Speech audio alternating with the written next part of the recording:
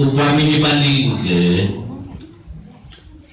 baheula di Bani Israil teh aya Raja Dakianus,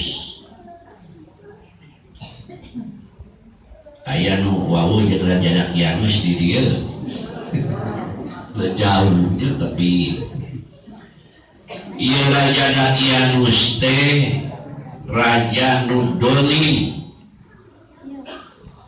agamana Yahudi, dalam menteri menina loba nu nyembah kana seuneu, nu nyembah kana anak sapi, nu meh kahirupanana tina cisusu, gambarna teh patekongna teh anak sapi. Eta Raja Dakianus umatna dikumpulkeun, diajak kana agama manehanana, ayana ngaku Islam, abdi mah Islam, panggil diolok teu daek dibui, ngalawan dibunuh, kitu we. Akhirna Islam patrah di Bani Israil. Selanjutnya ayat 7 tokoh Islam dakwah di Bani Israil,